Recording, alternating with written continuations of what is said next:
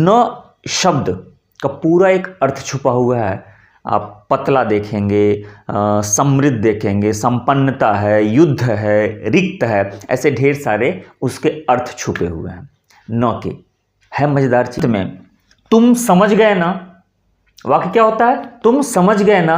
आप कभी भी ना नहीं कहते, तुम समझ गए ना, ये नहीं होता है। कहो ना प्यार है, कहा था ना, कहो ना प्यार है, तो कहो ना प्यार है, तो आग्रह ही तो कर रहे हैं कि कहो ना प्यार है, तो कहो ना, ये आग्रह। तो जब भी आग्रह किया जाता है तो वहां पर ना का प्रयोग किया जाता है। आज बात करते हैं नहीं के स्थान पर प्रयोग होने वाले न, ना के बारे में। न और ना देखा ये जाएगा कि नहीं के स्थान पर न और ना, ये दो अलग अलग क्यों है? अच्छा, दोनों में कोई फर्क है क्या? और दोनों में अगर फर्क है, सीधी सी बात, तो कहां पर न का प्रयोग किया जाता है और कहां पर ना का प्रयोग किया जाता है? अच्छा, आपको जानकर एक और मैं बात बताऊं, बहुत हैरत होगी कि संस्कृत में न पूरा का पूरा अपने आप में एक शब्द होता है और न का क्या अर्थ होता है, अभी देखिएगा। आइए सबसे पहले जाने कि न और ना ये दोनों किस भाषा के शब्द हैं। तो सबसे पहले ये देख लिया जाए कि न और ना किस भाषा के शब्द हैं। तो ना जो है वह आपको संस्कृत में भी मिलता है ओरिजिन के रूप में, और ना जो है ये फारसी में भी मिलता है। यानी कि ना फारसी का भी है और ना संस्कृत का भी है। ठीक है, ये मूल धातु से बना हुआ है, न और डा, ये ना बन जाता है, और न और ड न बन जाता है। यानी कि ना और न ये दोनों संस्कृत में भी मिलते हैं और ना ये फारसी में मिलता है, न फारसी में नहीं मिलता है। एक बात। अच्छा, अब न मैंने बताया ना कि न अपने आप में पूरा का पूरा एक शब्द है। जब संस्कृत कोश आप उठाएंगे तो न शब्द का पूरा एक अर्थ छुपा हुआ है। आप पतला देखेंगे, समृद्ध देखेंगे, संपन्नता है, युद्ध है, रिक्त है, ऐसे ढेर सारे उसके अर्थ छुपे हुए हैं न के। है मजेदार चीज। अब देखिएगा, मैं भी जब देखा तो मैं सरप्राइज रह गया कि मतलब न अपने आप में पूरा का पूरा एक शब्द है और न के इतने अर्थ उसमें दिए हुए हैं। मैं यहाँ पर लगा दे रहा हूँ, आप लोग इसको देख लीजिएगा। खैर आइए, अब न जो अव्यय के रूप में हम लोग प्रयोग करते हैं, कहीं उपसर्ग के रूप में प्रयोग किया जाता है, ज्यादातर अव्यय के रूप में प्रयोग किया जाता है। अब जरा उपसर्ग के रूप में अगर बात कर लें कि उपसर्ग के रूप में क्या है, तो देखिएगा उपसर्ग के रूप में ना का प्रयोग सिर्फ फारसी में होता है।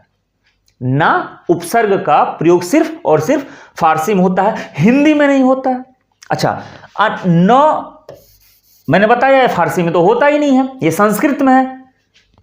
न का कुछ सीमित जगहों पर इसका उपसर्ग के रूप में प्रयोग होता है। जैसे ना का उपसर्ग देखिए, ना लायक, ना मर्द, ना समझ, ना दान, ना पसंद, ये सब फारसी में आपको मिलेगा। अच्छा, न से जो संस्कृत में मैंने बताया, नपुंसक, नगण्य, ऐसे कुछ सीमित जगहों पे उसके उल्लेख मिलते हैं कि न उपसर्ग भी प्रयोग किया गया है। अब जरा कहां पर न का प्रयोग किया जाएगा और कहां पर ना का प्रयोग किया जाएगा, जरा इसके बारे में आइए ध्यान से देखते हैं।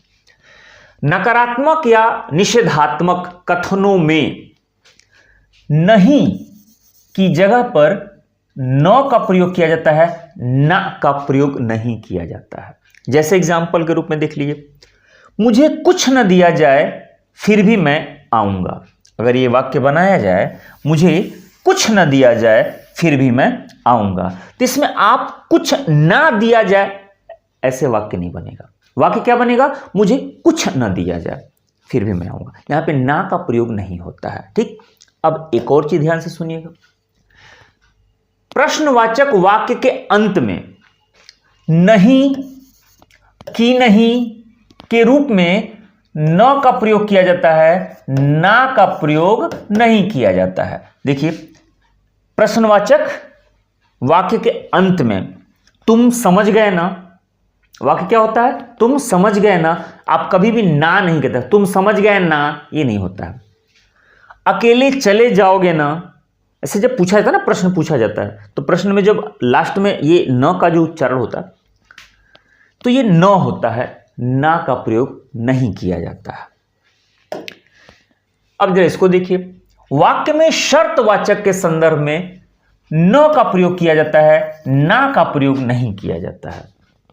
वाक्य में शर्तवाचक के संदर्भ में न का प्रयोग किया जाता है। देखिए लिखा है, तुम आओगे न वह जाएगा, न तुम आओगे और न वह जाएगा। ठीक है, एक और देख लीजिए, न रहेगा बांस न बजेगी बांसुरी। ये शर्त के लिए प्रयोग किया जाता है। शर्त, भाई नहीं ये नहीं होगा तो ये नहीं होगा, ये शर्त है। और जब शर्त की बात होगी तो फिर वहां पर न का प्रयोग किया जाता है, ना का प्रयोग नहीं किया जाता है, सिर्फ न का प्रयोग किया जाता है। अब देखिए,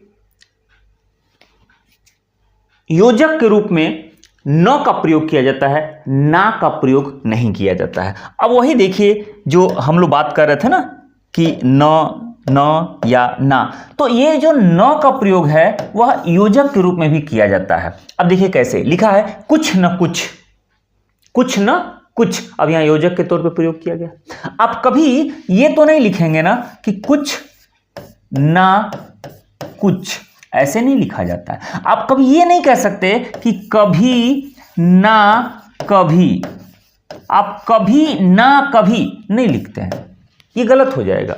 आप हमेशा यही कहेंगे कुछ न कुछ, ना बाजार जाना तो कुछ न कुछ लेते आना, कभी न कभी आ जाएगा। तो कभी न कभी होता है, कभी ना कभी नहीं होगा, कुछ न कुछ होगा। ठीक है, तो हमेशा योजक के रूप में जब भी प्रयोग करना होगा तो न का होगा, ना का प्रयोग नहीं होगा। अब जरा ये देखिएगा, इनकार या किसी कार्य के प्रत्यक्ष निषेध के लिए ना का प्रयोग किया। जैसे सीधा सीधा प्रत्यक्ष मना कर दे तो वहां न नहीं होता, फिर वहां ना का प्रयोग किया जाएगा। जैसे आप सीधे सीधे कहिए ना, कोई बात पूछे तो कह दिए ना, तब वो वहां सीधे क्या होता है, वहां ना का प्रयोग किया जाता है, वहां फिर न का प्रयोग नहीं होगा। जैसे आप कहते हैं ना बिल्कुल नहीं, आप ये नहीं कहेंगे नो बिल्कुल नहीं, नहीं। एक और होता है ना ऐसा मत करना, यानी कि प्रत्यक्ष निषेध, प्रत्यक्ष इनकार के लिए आप ना का प्रयोग करते हैं, न का प्रयोग नहीं करते हैं। अब जरा ये देखिएगा, ये मजेदार है, आग्रह करने के लिए ना का प्रयोग किया जाता है, न का प्रयोग नहीं किया जाता, ना का प्रयोग किया जाता है आग्रह करने के लिए। अब यहां देखिए, यहां अर्थ जो है निषेध भी नहीं है, इनकार भी नहीं है, नकारात्मक भी नहीं है, आग्रह करने के लिए ना का प्रयोग किया जाता है। अब कैसे, देखिए कहा जाता है बड़े ही प्यार से, अभी बैठो ना, अभी बैठो ना, एक और चलो ना चला जाए।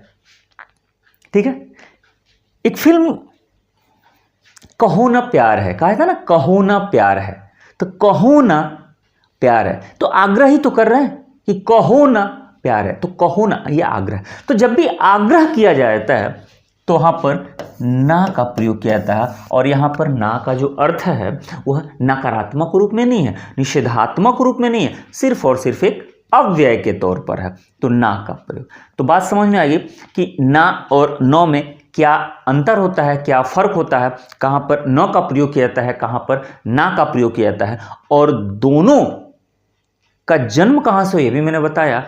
और मजेदार तो ये थे कि न अपने आप में पूरा का पूरा एक शब्द रूप होता है और उसके क्या क्या अर्थ होते हैं। ठीक है, तो वीडियो कैसा लगा, और इसके अलावा भी आप अगर न या ना के बारे में कुछ जानते हैं तो कमेंट करके जरूर बताइएगा कि न और ना का इसके अलावा भी प्रयोग कहाँ होता है, और फिर कैसा लगा वीडियो कमेंट करके जरूर बताइएगा। मिलते हैं ऐसे ही किसी मज़ेदार टॉपिक के साथ, वीडियो के साथ, तब तक आप अपना ख्याल रखिए। Bye bye.